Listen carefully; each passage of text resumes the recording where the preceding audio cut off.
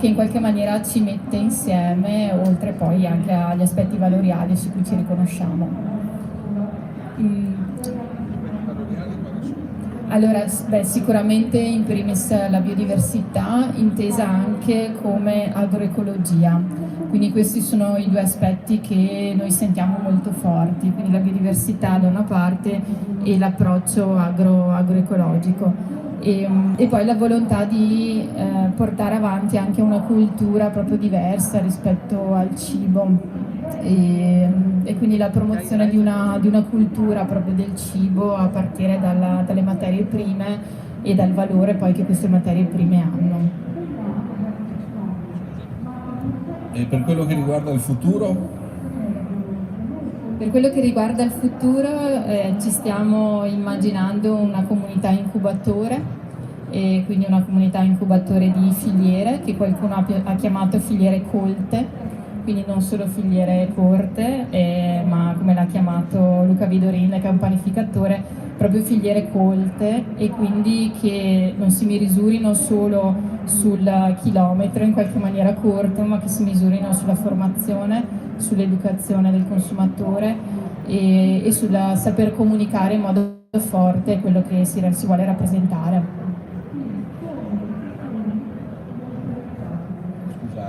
Quindi la vostra azione è anche rivolta verso il consumatore, attraverso alcuni dei vostri, suppongo, canali, che saranno i ristoratori piuttosto che i panificatori, i trasformatori e forse anche le aziende agricole. Sì, sicuramente le azioni saranno rivolte verso i consumatori, io li chiamerei anche verso la cittadinanza in generale, quindi non solo inteso come chi consuma, ma proprio chi vive poi il territorio a 360 gradi. Sicuramente attraverso i soggetti che lei ha nominato, e la cosa interessante che sta nascendo secondo me è proprio anche confrontarsi sui prodotti poi che ha più senso promuovere. C'è uno scambio molto intenso tra gli agricoltori, cioè tra quello che si ha sul campo, e i panificatori e i trasformatori, proprio per cercare di capire anche attraverso quello che è sul campo come poterlo valorizzare attraverso dei prodotti magari che partino dalla tradizione. E si sta parlando di Zaletti, si sta parlando di Sbrisolone, insomma si sta parlando di partire da quelle ricette che fanno parte della nostra tradizione, ma reinventarle anche attraverso l'uso di queste varietà, che sono varietà antiche, sono varietà che rappresentano poi il nostro territorio. Grazie Tecla. Quindi come sentite un'attività di comunicazione, quasi di formazione nei confronti del consumatore e anche di chi non è consumatore, diciamo i potenziali consumatori dei prodotti derivanti da queste risorse genetiche che fanno parte della biodiversità di una determinata area, che come vedete non è poi così ristretta, ma che è legata da un tema comune che in questo caso qui è, diciamo così, la pianura e la cerealicoltura, che ha fatto della pianura veneta, nella pianura veneta, uno dei suoi punti di forza. Adesso darei la parola a Cremasco, se non altro perché è in ordine alfabetico, ho scelto questo ordine, per rivolgergli, e Cremasco appartiene, è rappresentante in questo caso qui di quella che è la nascente comunità del cibo, che ha come capofila un'azienda nella provincia di Padova, e chiedo a lui praticamente le stesse domande, quindi le ricordo, se c'è un nome, se non c'è me lo direte, quali sono quindi dal punto di vista storico, oppure i motivi per cui avete pensato di riunirvi sotto questo cappello della nascente comunità del cibo, in quanti siete o quanti vorreste essere, poi aggiungo, e quali sono le tipologie dei componenti, ovvero sia agricoltori, insomma penso di essermi spiegato. E poi alla fine quali sono i prodotti sui quali puntate o sui quali vorreste puntare, ovviamente prodotti derivanti dalle risorse genetiche che fanno parte della biodiversità agraria, e poi un occhio sul futuro. Cercherò di di tenerla vivo, perché vedo che si è già confuso, la vedo con la faccia.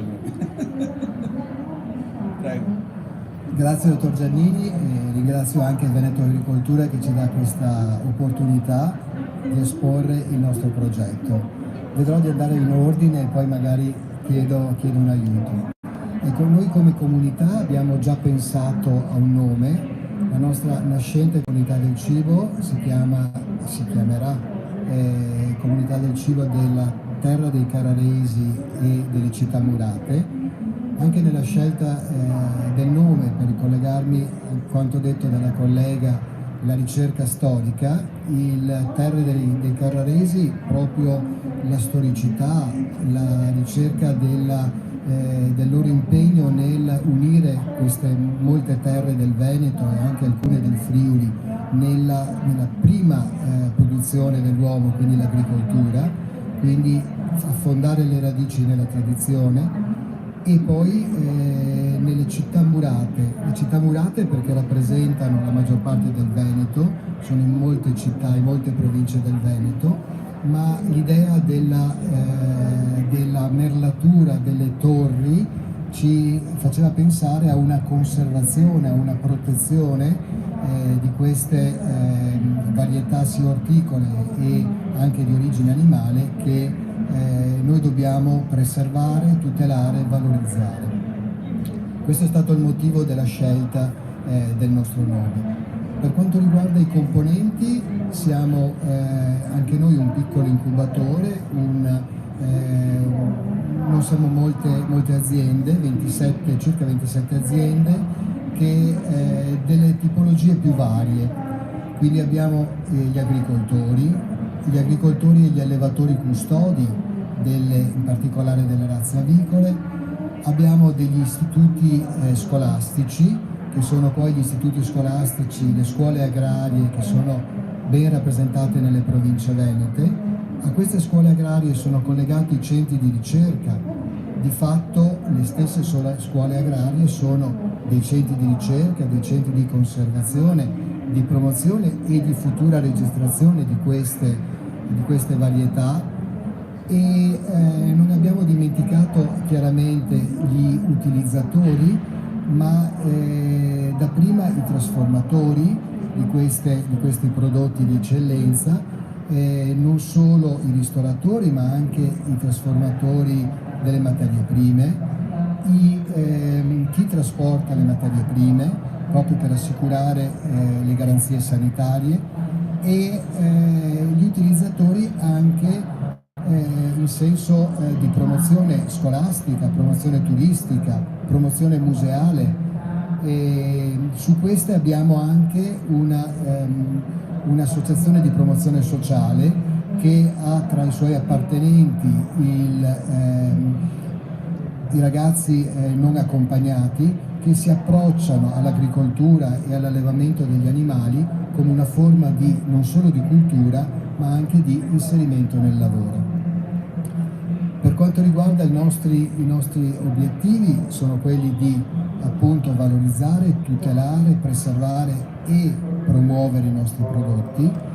È chiaro che l'obiettivo per il futuro è quello di conservare questo nucleo di aziende promotrici, di allargarle, con l'obiettivo non solo, come ho detto, di tutelare, ma anche di promuovere, di andare nella tradizione a garantire la salubrità del prodotto, la sanità del prodotto, affinché anche il consumatore ne sia pienamente non solo consapevole, ma anche sicuro di un cibo buono, sano e direi anche un cibo giusto perché ha molta attenzione all'ambiente, molta attenzione alle tradizioni e da un punto di vista anche morale aiuta le popolazioni e aiuta l'ambiente specialmente.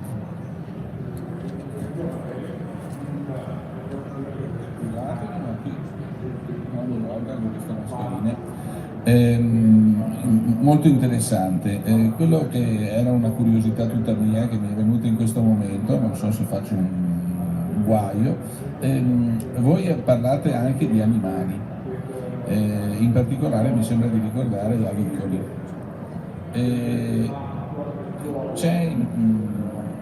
Avete pensato a chiudere la filiera in qualche modo? Certo. Allora, per quanto riguarda l'avicoltura, le razze che vengono allevate dai nostri allevatori, alcuni anche allevatori custodi, sono le razze avicole, le 15 razze avicole che sono state registrate e inserite nell'ANCI, l'associazione di tutela e conservazione delle razze in via di estinzione e per la tutela della biodiversità.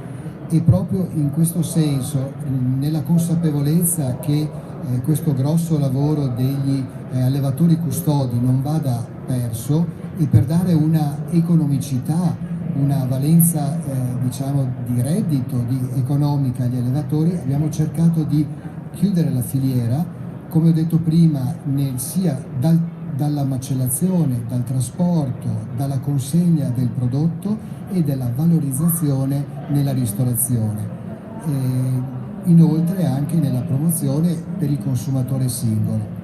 Per quanto riguarda i vegetali, molto lavoro è stato fatto e verrà fatto dagli istituti agrari, perché attualmente non ci sono ancora dei vegetali a registro, ma pensiamo di intraprendere questa strada perché abbiamo delle eccellenze, ricordo il broccolo bastardo padovano e tutta la serie di radicchi dal Castelfranco, ma ce ne sono anche in ogni provincia della regione Veneto. Il radicchio rappresenta forse l'alimento di base, povero era definito una volta, ma per noi ricco di tradizione e anche di sapore. Grazie. Per i non addetti ai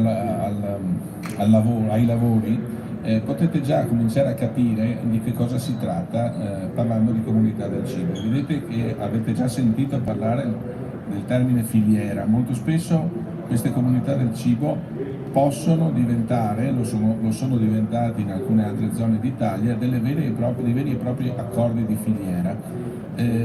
Peraltro accordi di filiera basati sempre su queste varietà e razze locali.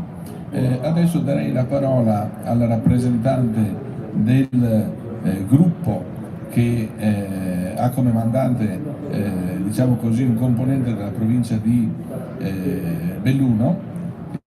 Lui è Michele Nenz, giusto?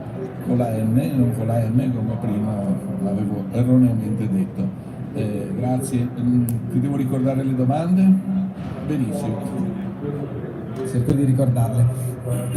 Grazie innanzitutto per l'invito a Veneto Agricoltura, alla Regione Veneto. Io entro subito nel merito. Comunità del cibo non abbiamo un nome. Nella proposta progettuale era biodiversità e cibo, comunità della biodiversità e del cibo delle Prealpi delle Dolomiti. Significativo perché il territorio di riferimento di questa comunità è quello della provincia di Belluno, della parte meridionale della provincia di Belluno, che corrisponde a quella del GAL Prealpi Dolomiti. Stiamo parlando di un'area di circa 21 comuni, 4 unioni montane, indicativamente, quindi un'area territoriale, ecco, quindi non soltanto una comunità di aziende, ma anche una comunità locale proprio di persone, di amministrazioni e quant'altro. Capofila in questo caso sono stati 3 soggetti, capofila il Centro Consorzi di Belluno, l'Università di Padova e appunto l'Istituto Agrario della Lucia. Oggi aderenti sono 61 i soggetti, non tutti soggetti imprenditoriali, anzi buona parte, però non tutti. Ci sono anche dei soggetti istituzionali, quali proprio il GAL, le associazioni di categoria, delle quali faccio parte, quindi le associazioni agricole, ma anche del commercio, quindi sto facendo riferimento ad ASCOM, molti altri soggetti, quindi agricoltori, allevatori custodi. Poi entrerò nel merito di quelli che sono i prodotti della biodiversità. Non voglio dimenticare anche alcune amministrazioni comunali, alcuni soggetti diciamo così istituzionali, che sono le Proloco per esempio, istituzionali nel senso che rappresentano un mondo, no, quello terzo settore, che però è fondamentale per la nostra provincia proprio anche per la diffusione di quelle che sono le tematiche di cui stiamo parlando. Pensiamo a tutte le manifestazioni fieristiche che hanno a che fare o che promuovono i prodotti locali. Non da ultimo tutto l'aspetto dei gas e dei portatori di interesse comunque del buon cibo, no? Prima sentivo anche dell'aspetto culturale, è fondamentale per noi riuscire ad arrivare veramente alle nuove generazioni, quindi anche qui c'è un ragionamento da fare anche sull'utilizzo dei prodotti locali all'interno della ristorazione pubblica, ok? Sto parlando delle mense scolastiche e quant'altro. Dopo questa prima parte parlerei di quelli che sono i prodotti della biodiversità. La provincia di Belluno è una provincia prettamente zootecnica, dove la zootecnia del latte la fa da padrona. Abbiamo una DOP che è il formaggio Piave, ma poi abbiamo una miriade di produttori, di cooperative, di malghe, okay? Che producono, trasformano e tra l'altro una miriade di prodotti, okay? Molto biodiversi tra di loro, proprio per caratteristiche, per provenienza, per lavorazione e quant'altro. Oltre alla parte zootecnica da latte c'è una parte importante di allevamento comunque. Ricordo due razze in via di estinzione, le due razze bellunesi, la pecora di Lamont e la pecora dell'Alpago, quindi anche qui provenienza zona geografica proprio quella di due comuni o due unioni montane del territorio bellunese. Sono due razze in via di estinzione con percorsi leggermente diversi. La pecora di Lamont ha pochissimi capi oggi, merita, e anche ringrazio anche in questo caso Veneto dell'Agricoltura per il grande lavoro che sta facendo proprio per il mantenimento delle razze di estinzione, dei progetti sugli allevatori custodi, ma era invece la pecora dell'Alpago che ha numeri molto importanti, ma che probabilmente ha bisogno ancora di essere valorizzata ulteriormente vista la qualità delle produzioni. Passando poi alla parte di coltivazione, quindi alle colture, diciamo così, la biodiversità coltivata in questo caso, ricordo un IGP, il fagiolo di Lamont in primis, una delle prime denominazioni della nostra provincia, e per passare poi al fagiolo Gialette, a una serie di legumi minori, per passare alle farine, ai cereali minori. Anche in questo caso mi viene correttamente il fatto di riuscire anche a fare sinergia con le altre comunità venete in questo caso, proprio perché magari non conoscevamo neanche l'esistenza e potremmo effettivamente allargare quelle che sono le comunità a una comunità molto più ampia, diciamo così, veneta, che potrebbe probabilmente trovare giovamento anche in questa nostra collaborazione. Non voglio dimenticare i produttori che effettivamente sono custodi delle varietà locali di mela, di tutta la frutta coltivata che è andata perdendosi e che di fatto oggi, grazie ad alcune realtà, viene riscoperta. Le prospettive sono insite in quello che, diciamo così, è già la comunità del cibo, nel senso che già nelle premesse c'era l'idea di creare una filiera che per noi è rappresentativa quella del turismo. Oggi abbiamo difficoltà a far arrivare questi ottimi prodotti, questi prodotti biodiversi, a farli conoscere, no? a comunicarli a quello che è il settore turistico, in cui la nostra provincia, diciamo così, può vantare numeri importanti, direi. Quindi detto questo, per noi è fondamentale poter dialogare, lavorare proprio con il ristoratore, l'albergatore. Non dimenticavo prima tutta la parte relativamente al consumatore, quindi all'utilizzo dei prodotti locali anche nella ristorazione e quant'altro. Quindi questo come primo obiettivo. Forse quello che non ci manca è la vendita diretta, no? Prima ho sentito parlare del chilometro zero. Il chilometro zero è quello che le nostre aziende sono riuscite a fare fino ad oggi e probabilmente quello che gli ha permesso di rimanere in piedi. Ecco, per fare un passetto in più sarebbe necessario, ripeto, creare una filiera coordinata che abbia valenze anche di sviluppo successivo e di attrattività sul territorio. Grazie.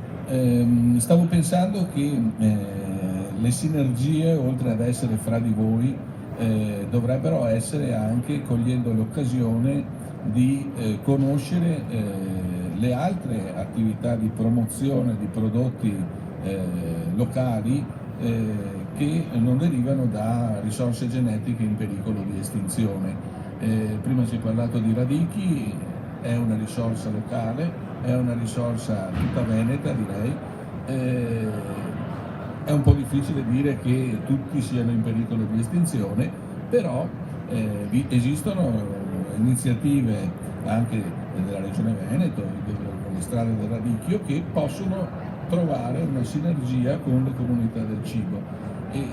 Oltre a questo penso anche che, adesso non vorrei, ma moltissimi vini derivano da veneti, derivano da varietà che sono venete. Adesso mi viene in mente anche qui, siamo a Verona, tutta la zona del Soave, la Valpolicella, sono varietà in gran parte venete. E la conseguenza è che anche lì si possono trovare sinergie, perché nulla vieta, devo dire la verità, la legge all'inizio mi era sembrata povera come descrizione quando definiva la comunità del cibo. In realtà credo di aver capito, man mano che me ne sono occupato, che ha lasciato un ambito di intervento e possibilità di creare queste comunità del cibo e della biodiversità di interesse agricolo e alimentare nel modo più vario possibile, perché possono addirittura andare dall'associazione culturale fino ad arrivare, appunto, come ho detto prima, a veri e propri accordi di filiera, e quindi prendendo in considerazione un accordo che stringa e che faccia crescere l'intera filiera, quindi dal produttore fino ad arrivare al consumatore, passando attraverso trasformatore, eventualmente anche considerando come trasformatore anche il ristoratore, visto che si parla di prodotti alimentari, e quindi far crescere l'intera filiera, dandogli modo di valorizzare questi prodotti e nello stesso tempo creare una filiera di valore, una crescita di valore stessa, soprattutto per certi territori che sono poi quelli nei quali queste varietà e queste razze antiche sono ancora presenti e sono rimaste presenti. Dopo avervi presentato quindi le 3 nascenti comunità del cibo, avete sentito parlare di agricoltori custodi, forse non tutti sanno cosa sono, avete sentito parlare appunto di queste comunità del cibo, avete sentito parlare di anagrafe e di registrazione delle varietà. Ricordo che adesso ho sentito parlare del fagiolo di Lamont. Il fagiolo di Lamont è una varietà una tipologia di fagiolo che recentemente, grazie appunto al lavoro fatto dal consorzio di tutela, hanno potuto essere registrate al Registro Nazionale delle Varietà. Quindi può essere moltiplicata, diciamo così, secondo legge, e non solo in un ambito legato all'autoconsumo dei produttori. Per saperne di più vi rimando a quelli che sono alcuni volumi che ha pubblicato Veneto Agricoltura, in particolare questo volume qui che parla degli agricoltori custodi e delle comunità del cibo. Lo devo mostrare così, comunque lo trovate nel sito di Veneto Agricoltura, all'interno della parte legata all'editoria, e mi pregio farne omaggio ai nostri ospiti. E scusate, perché va sempre a finire che lo spazio è stretto e in ballo tutti quanti, e questo è un altro volume, invece deriva da un corso esperienziale che ha permesso di creare, di formare quelli che sono i giudici che possono giudicare, diciamo così, l'appartenenza o meno di un animale ad una determinata razza fra le razze locali venete di avicoli. Questo ha permesso di creare l'anagrafe per la prima volta in Italia di razze locali avicole anche in pericolo di estinzione. Anche questo è disponibile sul nostro sito e quindi è liberamente scaricabile. Qualora lo voleste in formato cartaceo è possibile fare una domanda al nostro servizio stampa. Grazie. Quindi dopo la parte collegata alla pubblicità, io spero che il messaggio che sia rimasto sia quello che la Regione Veneto Agricoltura, sta cercando di spingere gli agricoltori anche in questo settore che pur essendo molto vivace è comunque di nicchia, estremamente di nicchia. E questo perché? Perché fondamentalmente crede, assieme a politiche europee, che questi siano un valore non solo culturale ma anche culturale. È per quello che appunto anche queste comunità del cibo possano diventare vere e proprie associazioni culturali e non solo, per pubblicizzare quello che non solo è il gusto del territorio, ma è anche una storia del territorio, e da questo punto di vista qui l'offerta agroalimentare diventa fondamentale per l'offerta turistica, e che penso sia uno delle chiavi di volta per poter far sviluppare queste realtà produttive, dando un'identità del tutto particolare ai diversi territori veneti, italiani in generale, di cui siamo ricchissimi. Grazie.